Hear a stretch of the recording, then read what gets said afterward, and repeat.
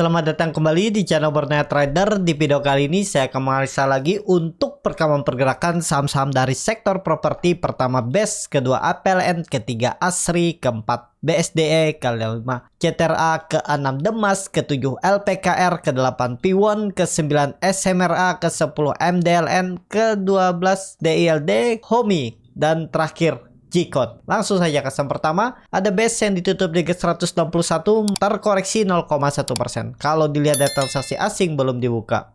Langsung saja ke teknikalnya. BES lagi konsolidasi dan ya sepertinya mencoba bertahan. Cuman harga sekarang kalau dilihat dari dulunya itu neckline bisa dikatakan itu support kuat. Mestinya sih dijaga ya untuk tren jangka pendeknya. Untuk BES seharusnya kalau mau naik nggak turun dulu. Kalau dia turun dulu di bawah 160 berarti gagal naiknya. Mungkin konsolidasi dulu di bawah. Nih ya. Jadi tergantung Bapak Ibu. Kalau mau pakai stop loss boleh. Kalau mau pakai average zone juga boleh. Karena EMA 200-nya itu ada di 150. Yang mestinya akan menjadi pertahanannya untuk BES ya. Jadi seperti itu aja untuk BES. Kondisi seperti ini ya masih harga tanggung, tapi kalau dilihat EMA CD-nya sudah golden cross lagi, memotong ke atas, bar chart di atasnya juga terbentuk. Semoga aja besok rebound, karena juga sektor properti menurut saya bisa diuntungkan mendekati akhir tahun atau tahun depan kalau nantinya benar terjadi global cut rate suku bunga, Indonesia juga potong suku bunga, itu menjadi sentimen positif untuk sektor properti. Yang menurut saya ini swing low. Kalaupun nge-swing bawah harusnya ya tadi 150 aja dan lanjut ke atas. Tetap arahnya akan uptrend BES ini sampai akhir tahun. Tapi disclaimer ya untuk BES. Langsung saja ke saham selanjutnya. Ada APLN yang ditutup di harga 150 sama harga penutupan hari sebelumnya. Langsung saja ke teknikalnya. APLN harus bertahan juga. Tutup aja double topnya itu. Ini pokoknya APLN kalau Bapak Ibu nekat pas saja 150 itu. Kalau turun dari itu ya tinggalin dulu. Ini gambarannya. Nah ya. Nih kalau Bapak Ibu juga spekulasi buy di 155 pas kemarin doji itu kan saya perkiraan ya bisa rebound. Ternyata turun sedikit lagi dia ke 150. Belum menyentuh ya. Kemarin sih menyentuh hari Senin. Tapi ditarik naik. Ya kalau kena stop loss ya udahlah ya. Tapi kalau enggak ya hold aja dulu. Kecuali sampai dia besok dan Jumat atau minggu depan tutupan di bawah 150. Kalau dia tutup di bawah 150 itu indikasinya lemah. Harus rebound untuk APLN. Itu aja. Ya, masih sama gambarannya kalau dia nge-swing atas yang minimal bisa ke 160 sampai 163 itu resisten yang akan ditujunya oleh APLN. Seperti itu. Langsung saja ke saham selanjutnya. Ada ASRI yang ditutup menguat 1,1% ke harga 182. Kalau dilihat data transaksi asing belum dibuka. Langsung saja ke teknikalnya. ASRI juga harus bertahan karena dia masih di dalam uptrend channelnya semenjak April. Berarti 4 bulan yang lalu dia itu uptrend dan ya masih sama gambarannya dia nge-retest atas dan nge-swing bawah. Ya 6 hari dia turun dari semenjak analisa saya sebelumnya. Dan ya skenario-nya masih sama. Mantul. Peluang besar mantul di 180. Pokoknya ASRI besok dan lusa tuh jangan tutup di bawah 180. Tapi kalau Bapak Ibu mau kasih toleransi average down atau punya strategi lain, support kuatnya memang EMA 200. Saham uptrend itu support kuatnya EMA 200. Itu aja. EMA 200 saat ini tuh ada di 170. Pas garis biru ini ya. EMA 200-nya. Ya sekitar 168 170. Itu. Tapi mestinya kalau mau bagus ya nggak koreksi lagi, langsung nge-swing atas, bertahan di atas 180 untuk ASRI. Tapi ini disclaimer. Langsung saja ke saham selanjutnya. Ada BSDE yang ditutup di 1125 menguat 0,44%. Langsung saja ke teknikalnya. Untuk BSDE kalau kondisi seperti ini ditarik trennya dari semenjak Mei 2023. Ya dia belum mampu nembus. Kalau ditarik dari bawah 1100 itu jagaannya. Nah kalau gagal bertahan di atas 1100 untuk BSDE targetnya 1000. Support kuatnya EMA 200 dan kebetulan di situ adalah neckline double bottom sebelum dia rally sampai 1200 ya. Naiknya potensi upside-nya 20% waktu itu. Nih ya, ini double bottom kan targetnya Nah, lebih malah dia tercapai dah, dan kalaupun ada koreksinya nggak masalah. Tapi mestinya BSDE bertahan di atas 1100, harus bertahan. Ini kemungkinan besar swing low dan pelan-pelan dia naik. Jadi 1200 kalau Bapak Ibu mau spekulasi buy silahkan juga, nggak ada yang salah. Lebih menurut saya condongnya ke atas. Tapi disclaimer untuk BSDE. Langsung saja ke saham selanjutnya. Ada CTRA yang ditutup di 1155 menguat 1,76%. Langsung saja ke teknikalnya. CTRA juga bagus.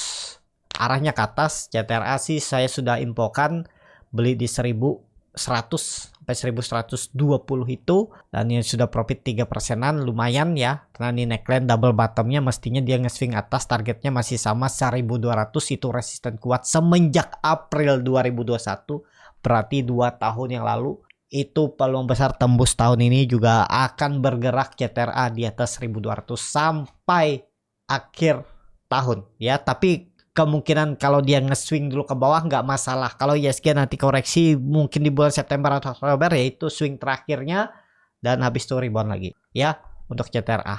Target saya CTRA memang bergerak di atas 1200 tahun ini, lebih bahkan, yaitu target saya 1500, 1400, 1500 itu. Tapi disclaimer ya untuk CTRA. Langsung saja ke saham selanjutnya. Ada Demas yang ditutup di 174 menguat 0,57%. Kalau dilihat data transaksi asing belum dibuka. Langsung saja ke teknikalnya. Demas kalau di atas 175 baru bagus, 176 lah ya. Tapi ya peluang ke atas juga. Kalau Demas turun, kumpulin aja, sabar, tunggu aja. Tapi kalaupun turun ya maksimal ya MA 200 nih kemungkinan besar dijaganya. Tapi disclaimer ya 168. Kalau turun konsolidasi ya nggak masalah juga. Tapi Bapak Ibu siap rugi waktu nggak? Kalau siap hot aja. Konsolidasinya nih untuk naik kemungkinan besar lebih ke atas daripada ke bawahnya untuk Demas, seperti itu. Langsung saja ke saham selanjutnya. Ada LPKR yang kembali lagi ke 100 sama harga penutupan hari sebelumnya.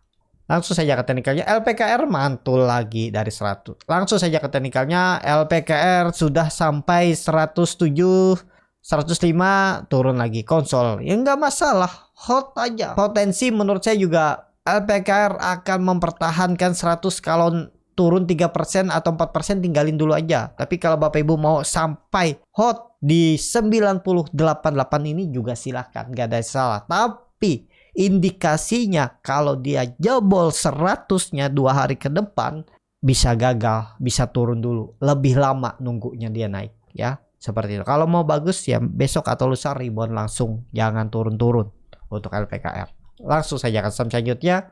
Ada Piwon yang ditutup di 464 menguat 0,86%. Kalau dilihat data transaksi asing net buy. Kalau di broker semuanya Piwon ada distribusi, tapi ada yang akum juga, nggak masalah. Langsung saja ke teknikalnya. Piwon juga harus rebound. Kalau mau bagus dia harus kembali ke atas neckline-nya 470. Ya tuh ada MA 200. Memang sekarang tuh sinyal rawan. Tapi kalau besok kembali ke atas 470, menarik untuk Piwon. Pokoknya 2 hari ke depan harus kembali ke atas MA 200. Itu aja titik aman pertamanya. Tapi kalau mau lebih lama, hotnya juga nggak masalah. Harga sekarang untuk Piwon. Kalau turun dulu ya tinggal average down. Di mana harga average down-nya? Ya tinggal Bapak Ibu kalau mau berminat itu langsung aja gabung di komunitas Borneo Trader. Pilih di sebelah nama Borneo Trader tuh ada klik gabung. Pilih yang Pro Trader. Nah, di situ ada video bagaimana cara approach down saham berfundamental bagus, baik sektor finance yang modalnya itu dari duit nasabah atau saham-saham berfundamental bagus di luar sektor finance. Ya, di situ ada caranya, jadi Bapak Ibu tuh tenang, tahu di mana harus approach down ya, seperti itu. Kalau mau langsung join. Seperti itu aja untuk Piwon, harus rebound. Langsung saja ke saham selanjutnya. Ada SMRA yang ditutup daga 650. Koreksi 1,51%. Kalau dilihat data transaksi asing net sell. Kalau di broker sebenarnya SMRA di distribusi. SMRA juga nggak masalah. Koreksi-koreksi biasa lah. Masih aman di atas 650. Hot aja. Kalaupun turun ke 600 average down. Tapi disclaimer ya. Nah, kalau menurut saya harus technical rebound besok SMRA. Jangan turun lagi. Langsung saja ke saham selanjutnya. Ada MDLN yang ditutup di 84. Terkoreksi 1,17%. Kalau dilihat data transaksi asing net buy. Kalau di broker semuanya MDLN hampir sama antara akumulasi dan distribusi. Langsung saja ke teknikalnya. MDLN itu mantul dari MA 200-nya walaupun nggak kuat Ya, tadi dia tuh sempat ke 86 tapi gagal. Kondisi seperti ini kalau menurut saya ini pola pattern break lanjut, harusnya lanjut. Kecil kemungkinan kalau sampai jebol, tapi ya namanya market bisa aja ya. Kalau saya sih melihatnya lebih berpeluang dia ke atas. Ya, coba rebound lagi. Kalau dia bisa tembus, naikin aja langsung ya. 88 menarik tuh untuk MDLN minggu ini. Ini bisa jadi swing low minggu ini dan minggu depan lanjut naik ke atas lagi. Bahkan targetnya bisa 100 sampai 105 untuk MDLN. Tapi harus rebound. Kalau dia turun dulu ya lebih lama lah nunggunya. Tergantung Bapak Ibu bagaimana strateginya. Langsung saja ke saham selanjutnya. Ada DILD yang ditutup menguat 1,96% ke harga 208. Kalau dilihat data transaksi asing net buy. Kalau di broker semuanya DILD hampir sama antara akumulasi dan distribusi. Langsung saja ke teknikalnya. DILD juga harus rebound ya. Paling nggak dia nge-swing 220 tuh ada peluang. Kalau sektor properti ditarik naik 1-2 hari ke depan atau minggu depan, DILD bisa sampai 220 minimalnya ya, nge-swing atasnya. Jadi seperti itu aja untuk DILD. Kalau menurut saya ya kalau Bapak Ibu mau hold sampai 190 juga nggak masalah. Itu support sandarannya EMA 200-nya, tapi kemungkinan sih nggak sampai situ turunannya. Tapi ya jelek-jeleknya ya 190 itu untuk DILD. Dan ini disclaimer ya. Dan juga kalau ditarik nih kan ada resisten kuat dari semenjak Juni 2021, 2 tahun yang lalu di 196 itu. Harusnya itu swing low-nya di situ aja dan mulai konsolidasi untuk sampai akhir tahun arahnya tetap ke atas lagi, akan mencoba uptrend lagi untuk DLD. Tapi disclaimer, seperti itu untuk DLD. Langsung saja ke saham selanjutnya. Ada HOMI yang ditutup DG 478 menguat 1,7%.